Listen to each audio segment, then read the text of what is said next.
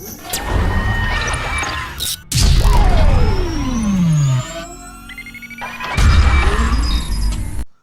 अपने channel lucky addition पन्ना home network में आप सभी दर्शकों का स्वागत है। मैं हूं आपके साथ कादिर। पन्ना होम नेटवर्क लकी एडिशन लगातार आपसे अपील करता आ रहा है कि कोरोना संक्रमण को ध्यान में रखते हुए सावधानियां जरूर बरतें, मास्क जरूर लगाएं। आने वाले समय में हो सकता है कोरोना के मामले और अधिक बढ़ें, क्योंकि सर्दियों में कोरोना के संक्रमण के मामले सभी जगह से ज़्यादा निकल कर सामने आ रहे हैं। ऐसे में हमें जब तक वैक्सीन नहीं आ जाती मास्क का उपयोग करना अनिवार्य है। सोशल डिस्टेंसिंग का भी अनिवार्यता से पालन करें। सावधान ही कोरोना का बचाव है। कोरोना से वैक्सीन जब तक नहीं आ जाती मास्क लगाकर हम कोरोना से बच सकते हैं। खबरों की शुरुआत करते हैं हम पवई में हुए हत्याकांड के खुलासे को लेकर। भाई ही निकला भाई का कातिल, अन्य हत्याकांड का हुआ खुलासा। सुनवानी छात्रावास के पास खेत में संदेहास्पद अवस्था में मिले शव की गुत्थी सुलझी। पैसे के लेन देन के विवाद को लेकर युवक की हुई थी हत्या। सुनवानी थाना पुलिस ने 11 नवंबर को हुई हत्या की गुत्थी सुलझाने में सफलता प्राप्त की है। सुनवानी थाना अंतर्गत ग्राम सुनवानी के कुरडा वाले हार के खेत में 11 नवंबर को सियाराम कोरी मृत अवस्था में संदिग्ध परिस्थितियों में पाया गया था, जिसकी रिपोर्ट उसके भाई राजेंद्र कोरी ने सुनवानी थाने में की थी, जिस पर मर्ग कायम कर मामले को जांच में लिया गया था। मामला संदिग्ध एवं पेचीदा था, जिसकी सूचना वरिष्ठ अधिकारियों को दी गई। पुलिस अधीक्षक मयंक अवस्थी एवं एसडीओपी पवई रक्षपाल सिंह के मार्गदर्शन में सुनवानी पुलिस द्वारा अंधे कत्ल की गुत्थी को सुलझा लिया गया है। सुनवानी पुलिस द्वारा बारीकी से लगातार कड़ाई से पूछताछ की गई, जिस पर मृतक के चचेरे भाई संतोष कोरी पिता सुमेर कोरी को संदेह के आधार पर पकड़ा, जिसकी मृतक से आपसी बुराई व सिंचाई के पैसे को लेकर विवाद हुआ था। उसी के द्वारा 10 नवंबर की रात्रि सियाराम का गला दबाकर पत्थर पटककर जान से मारकर खेत में फेंक दिया था।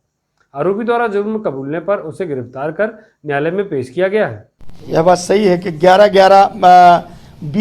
नवंबर 20 को ये फरियादी राजेंद्र कोरी ने रिपोर्ट की थी कि उसका भाई सियाराम कोरी रोड के किनारे वाले खेत के रोड के किनारे जो बारी लगी है उसके किनारे पड़ा हुआ है, कांटों की बारी। इस सूचना पर जो है थाना प्रभारी सुनवानी श्री कृष्ण मावई और इन्होंने अपनी टीम के साथ काफ़ी मेहनत की। उसी दिन से हम लोग भी गए वहाँ स्पॉट पर, देखा, निर्देश दिए, लेकिन पूरी मेहनत जो है कृष्ण सिंह मावई ने की और इनके स्टाफ ने की, बहुत मेहनत की। और लास्ट में इन्होंने ये निकाला कि उसी का जो है कजन चचेरा भाई संतोष कोरी पिता सुमेरा कोरी जो काफ़ी एविडेंस इकट्ठा करके पाया कि उसने स्वीकार भी किया कि उसने सिंचाई के पैसों के लेन देन पैसे और बुराई पहले की बुराई पैसे उसने अपने भाई को चचेरे भाई को पहले गला दबाया और गला दबाने के बाद जब वो नहीं मरा तो फिर पत्थर पटक दिया उसके सिर पे। उसको गिरफ्तार किया है और बेहतरीन काम जो है पुलिस द्वारा किया गया है। कितने दिनों में कर दिया? इनने करीब 15 दिन इन्हें लग गए हैं। 15 दिन तक लगातार मेहनत की। इसमें लगभग इन्होंने 100 से 150 लोगों से अलग अलग पूछताछ की लगातार। उसी दिन से रेगुलर जो है उसी में लगे रहे और एक शानदार सफलता पाई है। अब इसमें सब लिंक वगैरह मिला के और निश्चित तौर पे हम लोगों का प्रयास रहेगा कि इस मामले में हम इनको सजा करवाएं। पुलिस अधीक्षक महोदय ने इन पूरी टीम को, इनकी टीम ने जिसने इनको योगदान दिया, श्री कृष्ण मावई सहित सभी को नगद इनाम से पुरस्कृत करने की घोषणा की है। पन्ना टाइगर रिजर्व में रेडियो टैगिंग से हो रही गिद्धों की गणना। पन्ना में पाए जाते हैं 7 प्रजातियों के गिद्ध। पन्ना टाइगर रिजर्व न सिर्फ बाघों के लिए बल्कि गिद्धों के लिए भी विश्व प्रसिद्ध है। यहाँ पर गिद्धों की 7 प्रजातियाँ पाई जाती हैं, जिनमें से 4 प्रजातियाँ पन्ना टाइगर रिजर्व की निवासी प्रजातियाँ हैं एवं शेष 3 प्रजातियाँ प्रवासी हैं। क्षेत्र संचालक पन्ना टाइगर रिजर्व में बताया कि गिद्धों के प्रवास मार्ग हमेशा से ही वन्य प्राणी प्रेमियों के लिए कौतूहल का विषय रहे हैं। गिद्ध न केवल एक प्रदेश से दूसरे प्रदेश बल्कि एक देश से दूसरे देश मौसम अनुकूलता के हिसाब से प्रवास करते हैं। गिद्धों के रहवास एवं प्रवास के मार्ग के अध्ययन हेतु पन्ना टाइगर रिजर्व द्वारा भारतीय वन्यजीव संस्थान देहरादून की मदद से गिद्धों की रेडियो टैगिंग का कार्य प्रारंभ किया गया है, जिसके अंतर्गत पन्ना टाइगर रिजर्व में 25 गिद्धों को रेडियो टैगिंग किया जाएगा।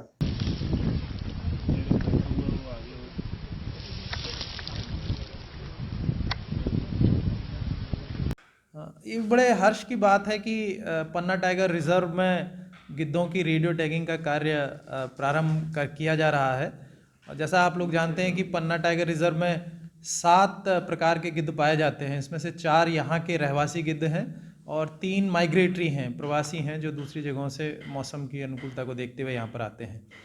और गिद्धों के बारे में यह भी कहा जाता है कि गिद्ध बहुत लंबी लंबी दूरियां तय करते हैं। ये एक प्रदेश से दूसरे प्रदेश ही नहीं, एक देश से दूसरे देश तक की दूरियां ये लोग पूरा करते हैं।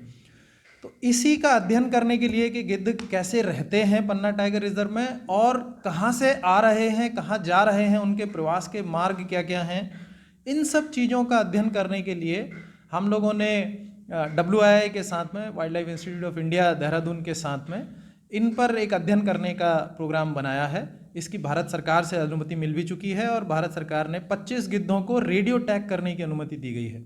ये कार्य अभी हमने कुछ दिन पहले से ही प्रारंभ किया है। ये हमारे पन्ना टाइगर रिजर्व के अंदर एक झालर का घास का मैदान है, वहाँ पर ये कार्य प्रारंभ किया गया है।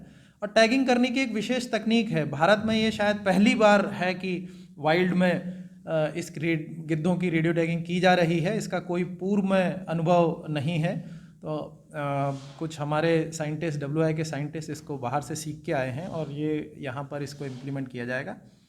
और इसके लिए लगभग 1 माह का एक प्रोसेस है जो चलता है, जिसमें एक बड़ा सा पिंजड़ा बनाया जाता है। लोहे का एक पिंजड़ा बनाया गया है। वो पिंजड़ा लगभग 1 से 2 हफ्ता हम लोग खाली घास के मैदान में रखते हैं। पिंजड़े में एंटर करने के लिए एक सामने से दरवाज़ा भी होता है, जिसको अभी उठा के रखा गया है, ताकि उसको 2 हफ्ते करीबन हम घास के मैदान में खाली रखेंगे, ताकि गिद्धों को यह लगे कि यह एक वहाँ की ही चीज़ है, एक नेचुरल चीज़ है। उसके बाद उसमें फिर बेट लगा के हम लोग गिद्धों को उसकी तरफ आकर्षित करते हैं। तो बेट, मांस के टुकड़े हम लोग डाल के पहले पिंजड़े के बाहर, फिर पिंजड़े के अंदर मांस के टुकड़े लाके उनको अंदर लाने का प्रयास करते हैं। तो ऐसी प्रक्रिया करीबन 1 माह तक, लगभग 3 से 4 हफ्ते तक चलती है। और गिद्ध जब आराम से उस पिंजड़े के अंदर मांस लेने के लिए आ जाते हैं, तब एक उचित मौका देखकर हम लोग उसका गेट बंद करके फिर गिद्धों को जाल से पकड़ के और उनकी रेडियो टैगिंग करने का कार्य किया जाता है। NMDC में वर्चुअल माध्यम से आयोजित हुआ राजभाषा तकनीकी सेमिनार परियोजना क्रमिक्स विभाग के तत्वाधान में हीरा खनन परियोजना में 27 नवंबर 2020 को निगम स्तरीय तृतीय एवं 1 दिवसीय राजभाषा तकनीकी सेमिनार का आयोजन किया गया। वैश्विक महामारी नोवल कोरोना वायरस कोविड-19 संक्रमण को देखते हुए इस वर्ष का कार्यक्रम का आयोजन वीडियो कॉन्फ्रेंसिंग के माध्यम से किया गया, जिसमें परियोजना सहित बचेली एवं किरंदुल से आमंत्रित अधिकारियों एवं कर्मचारियों ने अपनी प्रस्तुति दी। सेमिनार में प्रस्तुतिकरण हेतु 2 सामयिक विषयों, खदान संचालन में आने वाली बाधाएं एवं उनका निराकरण और परियोजना की प्रगति हेतु विभागों से समन्वय की आवश्यकता और सुझाव निर्धारित किए गए। सेमिनार में राजभाषा तकनीकी सेमिनार की स्मारिका पुस्तिका हीरा पन्ना का विमोचन किया गया। उपयुक्त विषयों पर सेमिनार में गहन विचार विमर्श हुआ, जो वर्तमान परिप्रेक्ष्य में अत्यंत प्रासंगिक है एवं भविष्य के लिए भी मार्गदर्शन रहेगा। मुख्य अतिथि एवं मुख्य महाप्रबंधक हीरा खनन परियोजना SK जैन ने दीप प्रज्वलित कर राजभाषा तकनीकी सेमिनार का उद्घाटन किया। Doctor GK Pradhan, professor and dean faculty of engineering and technology AKS विश्वविद्यालय सतना इस अवसर पर विशेष अतिथि के रूप में उपस्थित रहे। लूडो में हारे तो कर दी मारपीट। जिले के अमानगंज थाना क्षेत्र में लूडो में विवाद थाने तक जा पहुंचा। बताया जाता है कि फरियादी ब्रजेश कुशवाहा, पिता रामस्वरूप कुशवाहा, उम्र 17 साल, निवासी चेपरा, ने अपने भाई कौशल कुशवाहा के साथ थाना उपस्थित होकर बताया कि मैं 26/11/20 के शाम करीब 5 बजे चाचा छोटेलाल आदिवासी और देशराज आदिवासी चेपरा में अपनी दुकान के सामने लूडो खेल रहे थे। लूडो का खेल में हारने पर देशराज आदिवासी मुझे गाली देने लगा।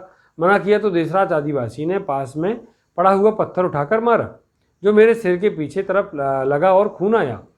मैं वहीं पर गिर गया तो देशराज ने मेरी लात घूंसों से मारपीट किया। मौके पर उपस्थित जीतू आदिवासी और छोटेलाल आदिवासी और अन्य लोगों ने बीच बचाव किया, जो जाते जाते देशराज कह रहा था कि अगली बार मिलोगे तो जान से खत्म कर देंगे।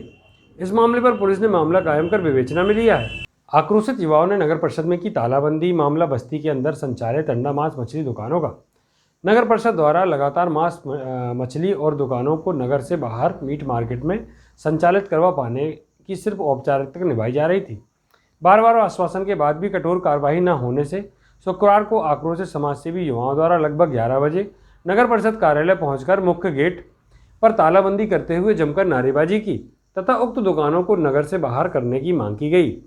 परिषद कार्यालय में ताला डालने की जानकारी जैसे ही पुलिस को लगी, तत्काल एसआई भानु प्रताप सिंह चौहान, एसआई शक्ति प्रसाद पांडे, हरिराम उपाध्याय, जगदीश सिंह, दीपक मिश्रा, दिलीप डाबर ने पहुंचकर युवाओं को समझाइश देते हुए कठोर कार्रवाई का आश्वासन दिया। तब जाकर युवा शांत हुए। युवाओं द्वारा अंतिम चेतावनी देते हुए कहा गया कि अगर समय रहते अंडा मांस की दुकानों को नगर से बाहर नहीं किया गया तो अगली बार परिषद की आरती निकाली जाएगी। 13 दिसंबर से चलेगा फाइलेरिया व मलेरिया डोर टू डोर अभियान। सामुदायिक स्वास्थ्य केंद्र देवेंद्र नगर में डॉक्टर अभिषेक जैन, खंड चिकित्सक अधिकारी द्वारा ब्लॉक के अंतर्गत आने वाले चिकित्सक, सीएचओ एवं अन्य स्टाफ को मलेरिया एवं फाइलेरिया का प्रशिक्षण दिया गया। डॉक्टर जैन द्वारा बताया गया कि आगामी दिनांक 13 से 15 दिसंबर 2020 को आयोजित होने वाली राष्ट्रीय फाइलेरिया कार्यक्रम में प्लान तैयार कर ब्लॉक की जनसंख्या के अनुसार 660 वॉलेंटियर, 67 सुपरवाइजर, भ्रमण हेतु 10 सेक्टर अधिकारी नियुक्त किए गए हैं। इस कार्यक्रम में उम्र के अनुसार डीईसी एवं एल्बेडाजेल की दवाई खिलाई जाएगी। डीईसी की मात्रा 2 वर्ष से 5 वर्ष बच्चों को 1 गोली, 5 वर्ष से 14 वर्ष तक के बच्चों को 2 गोली व 14 वर्ष से अधिक व्यक्तियों को 3 गोली व साथ में एल्बेडाजोल की गोलियां खिलाई जाएंगी। ध्यान रहे कि 2 वर्ष से छोटे बच्चों को गोली नहीं दी जानी है। गोलियों को खाना खाने के बाद सेवन किया जावे, खाली पेट दवा ना लें। गंभीर रूप से बीमार व्यक्तियों एवं गर्भवती महिलाओं को गोली ना खिलाई जाए। गोली खाने के बाद यदि किसी व्यक्ति को खुजली, बुखार की मचलन जैसी परेशानियां आती हैं तो स्वास्थ्य संबंधी कार्यकर्ता से संपर्क स्थापित करें। पैरासीटामोल, एविल एवं सिटीजन दवाइयों का प्रयोग किया जाए। अन्य कोई भी दवाई न खिलाई जाए। बैठक में कमलेश प्रजापति, टीएमसी द्वारा एमटीएस द्वारा बताया गया कि कोई भी बुखार, मलेरिया हो सकता है। आगामी पंचायत एवं नगरीय निकाय निर्वाचन 2020-21 निर्वाचन संबंधी दायित्वों की कुछ समय सीमा में पूर्ण करने के लिए निर्देश दिए गए। अपर कलेक्टर एवं उप जिला निर्वाचन अधिकारी के बालागुरु ने जिला शिक्षा अधिकारी से कहा है कि आगामी पंचायत एवं नगरीय निकाय निर्वाचन 2020-21 से संबंधित जानकारी, प्रतिवेदन, कार्य संपादन कराने संबंधित प्रतिवेदन निर्धारित समय सीमा में आपसे अपेक्षित है। उन्होंने कहा कि शिक्षा विभाग में कार्यरत समस्त शासकीय सेवकों की जानकारी, मतदान केंद्रों की रंगाई पुताई तथा प्रशिक्षण केंद्रों में उपलब्ध मूलभूत सुविधा संबंधी कार्य पूर्णता की जानकारी चाहिए गई थी, जो आज दिनांक तक प्राप्त होने से स्पष्ट होता है कि आप निर्वाचन जैसे महत्वपूर्ण एवं समय सीमा में कार्य के प्रति उदासीन हैं। आपकी उदासीनता के कारण निर्वाचन कार्य में संपदा में विलंब हो रहा है। उन्होंने निर्देश दिए हैं कि अपनी जिम्मेदारी के महत्व को समझते हुए निर्वाचन कार्यों को समय सीमा में संपन्न कराएं तथा चाही गई जानकारी अविलंब भेजना सुनिश्चित करें। पन्ना टाइगर रिजर्व के क्षेत्र विस्थापित गांव वालों को नहीं मिला। 10 वर्ष बाद भी उनका हक, विस्थापन के समय किए गए वादों से मुकर गए जिम्मेदार। पन्ना टाइगर रिजर्व से विस्थापित हुए गांव के लगभग 4 दर्जन आदिवासी परिवारों ने आवेदन देकर उनका हक दिलाए जाने की मांग की है। बीते 10 वर्ष पहले इन ग्रामीणों को गांव से विस्थापित कर अन्य जगह रहने के लिए मुआवजा राशि दी गई थी, जिससे कुछ राशि की कटौती कर इन आदिवासी परिवारों के रहने के लिए कॉलोनी बनाने का वादा पन्ना टाइगर रिजर्व द्वारा किया गया था। लेकिन इन ग्रामीणों की तरफ आज तक किसी की जिम्मेदार अधिकारी ने, कर्मचारी ने मुंह मोड़कर नहीं देखा और यह आदिवासी परिवार इधर उधर रहकर जीवन यापन करने को मजबूर है और अपने ही हक की मांग कर रहे हैं, लेकिन इन्हें अभी तक सिर्फ आश्वासन के अलावा कुछ हासिल नहीं हुआ है। पन्ना टाइगर रिजर्व की रेस्क्यू टीम में सबसे बेहतर प्रदेश स्तरीय प्रोटेक्शन से मिला पहला स्थान। टीम के मुखिया डॉक्टर संजीव गुप्ता ने प्राप्त की ट्रॉफी। काफ़ी विवादों और लगातार हो रही बाघों की मौत के बाद पन्ना टाइगर रिजर्व में एक अच्छी खबर निकल कर आई है। पन्ना टाइगर रिजर्व की रेस्क्यू टीम कार्यकुशलता के मामले में सबसे बेहतर साबित हुई है। बता दें कि कान्हा टाइगर रिजर्व में गत 23 से 25 नवंबर तक आयोजित कार्यशाला में प्रदेश के 5 टाइगर रिजर्व, सभी सेंचुरी व वन मंडलों के रेस्क्यू स्क्वाड शामिल हुए। कार्यशाला में सभी ने अपना प्रेजेंटेशन दिया, जिसमें पन्ना टाइगर रिजर्व की रेस्क्यू टीम को प्रथम स्थान मिला है। इसमें वन विहार भोपाल को दूसरा स्थान तथा पेंच व संजय टाइगर रिजर्व को संयुक्त रूप से तीसरा स्थान प्राप्त हुआ। पन्ना टाइगर रिजर्व के वन्य प्राणी चिकित्सक डॉक्टर संजीव कुमार गुप्ता ने अपनी टीम और ट्रॉफी प्राप्त की। देखिए रेस्क्यू टीम में कैसे हासिल की है सफलता की। पन्ना टाइगर रिजर्व वर्ष 2009 में बाघ विहीन हो गया था। जिसके बाद बाघ पुनः स्थापना शुरू की गई। बाघ पुनर्स्थापना योजना को मिली शानदार कामयाबी के कारण पन्ना टाइगर रिजर्व ने देश और दुनिया में अपनी एक अलग पहचान बनाई है। वर्ष 2009 में पन्ना टाइगर रिजर्व बाघ विहीन हो गया था। तब यहाँ बाघों को फिर से आबाद करने के लिए बाघ पुनर्स्थापना योजना के तहत कान्हा व बांधवगढ़ से 2 बाघिन तथा पेंच टाइगर रिजर्व से 1 नर बाघ लाया गया था। तत्कालीन क्षेत्र संचालक आर श्रीनिवास मूर्ति के नेतृत्व में पूरी टीम ने पन्ना टाइगर रिजर्व के खोए हुए गौरव को पुनः हासिल करने के लिए जुनून और जज्बे के साथ अथक श्रम किया। परिणाम स्वरूप यहाँ नन्हे शावकों ने जन्म लिया और पन्ना टाइगर रिजर्व से फिर गुलजार हो गया। इसके साथ ही यहाँ पर 2 बाघिनों को जंगली बनाने का अभिनव प्रयोग भी सफल रहा, जिससे पन्ना टाइगर रिजर्व को न सिर्फ अंतर्राष्ट्रीय ख्याति मिली अपितु कई देश पन्ना मॉडल को अपनाने के लिए प्रेरित हुए। इस कामयाबी में पन्ना टाइगर रिजर्व के वन्य प्राणी चिकित्सक डॉक्टर संजीव कुमार गुप्ता व उनकी समर्पित टीम का महत्वपूर्ण योगदान रहा। इस टीम ने बीते 10 वर्षों में 150 से भी अधिक रेस्क्यू ऑपरेशन सहित 65 बार बाघ व बाघिनों का सफल रेडियो कॉलर किया है, जो अपने आप में एक रिकॉर्ड है। कम समय में देश में कहीं भी फ्री रेंजिंग बाघों को ट्रैंकुलाइज कर उन्हें रेडियो कॉलर करने का कार्य नहीं हुआ। इस लिहाज से भी पन्ना टाइगर रिजर्व की टीम न सिर्फ प्रदेश बल्कि देश भर में अव्वल है। पन्ना टाइगर रिजर्व की उम्र दराज हथनी जो 100 वर्ष की उम्र को पार कर चुकी है तथा संभवतः दुनिया की सबसे बुजुर्ग हथनी है, उसे पन्ना टाइगर रिजर्व के वन्य प्राणी चिकित्सक डॉक्टर संजीव कुमार गुप्ता व उनकी टीम ने 2 बार मौत के मुंह में जाने से बचाया है। यही वजह है कि पन्ना टाइगर रिजर्व की रेस्क्यू टीम को प्रथम स्थान मिला है। बीएमओ शाहनगर पर फर्जी पीएम रिपोर्ट बनाने का आरोप। फर्जी रिपोर्ट के सहारे लाखों के मुआवजे में किया जाता है बंदरबांट। पूर्व जिला पंचायत सदस्य ने लगाए संगीन आरोप। जिले के शाहनगर स्वास्थ्य केंद्र में पदस्थ बीएमओ सर्वेश लोधी पर कांग्रेस नेता एवं पूर्व जिला पंचायत सदस्य अनिल तिवारी ने गंभीर आरोप लगाते हुए मुख्यमंत्री को शिकायत की है। फर्जीवाड़े की शिकायत करते हुए अनिल तिवारी ने बताया कि विगत 1 वर्ष से पदस्थ बीएमओ द्वारा आम लोगों के स्वास्थ्य के साथ खिलवाड़ किया जा रहा है। वहीं फर्जी पोस्टमार्टम रिपोर्ट बनाकर शासन की राशि का दुरुपयोग हो रहा है। तिवारी ने बताया कि सर्पदंश से होने वाली मौत पर प्रशासन द्वारा 4 लाख का मुआवजा दिया जाता है, जिसके लिए पीएम रिपोर्ट अनिवार्य है। उन्होंने आरोप लगाते हुए अन्य कारणों से मृत लोगों के परिजनों से साठगांठ कर फर्जी पीएम रिपोर्ट बनाई जाती है, जिसमें मौत का कारण सर्पदंश होता है। इसके बाद परिवार जो मुआवजा मिलता है उसे आधा डॉक्टर के हिस्से। जी भैया, कहाँ से आगमन हुआ आपका, क्या शुभ नाम है, काहे के लिए मेरे पास आए?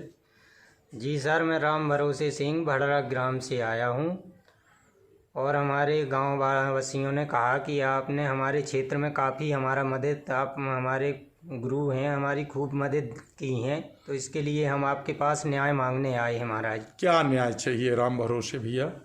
हमें न्याय चाहिए महाराज। हमारे पिताजी ख़त्म हुए थे 13 जून 2020 को। क्या शुभ नाम था पिताजी का? कोमल सिंह। कहाँ के थे? ग्राम भड़रा निवासी थे जी। उनकी मृत्यु हुई थी आकाशीय बिजली से। जी। विभाग की पुलिस वगैरह सब लोग पहुंचे हुए थे और वहां पर उन्होंने पहुंचकर सभी ने देखा कि आकाशीय बिजली से मृत्यु हुई है आपके पिताजी की? जी।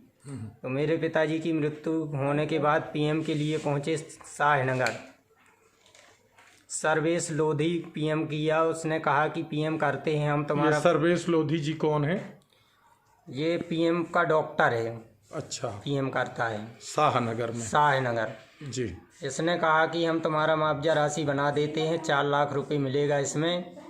तो उन्होंने सर्प के काटने से बनाया, 20,000 रुपये नकद लिया। 20,000 रुपये नकद लेने के बाद बोलता है कि अब हमें 1 लाख रुपए चाहिए, एसडीएम साहब कलेक्टर साहब को देना है, चेक बुक जब तक नहीं बनेगा तुम्हारा तब तक मुआवजा राशि नहीं पड़ेगा। तो हम आपके पास न्याय मांगने आए हैं गुरु। चलिए, बहुत बहुत धन्यवाद। और कलेक्टर के नाम का ये दुरुपयोग कर रहे। कलेक्टर इस टाइप के नहीं है और ना कलेक्टर मरे जरे का पैसा वैसे भी नहीं लेते हैं पैसे वैसे। जी महाराज, तो हमें आपको न्याय मिलेगा, आप पैसे वैसे नहीं देना। आपको सर्पदंश का पैसा चाहिए कि आकाशीय बिजली का मुआवजा? नहीं सर, हमें आकाशीय बिजली का चाहिए, जो धर्म कहता है वो चाहिए, हमें अधर्म का पैसा नहीं चाहिए। बहुत बहुत धन्यवाद राम भरोसे भैया। कहाँ के हैं आप? ग्राम भड़रा। और पोस्ट ऑफिस क्या है? रेगमा। और तहसील कौन सी लगती है? तहसील शाहनगर है। और थाना? बोरी। चौकी बोरी है। चौकी बोरी है, थाना भी शाहनगर है। चलिए, बहुत बहुत धन्यवाद, आपको न्याय मिलेगा। जी।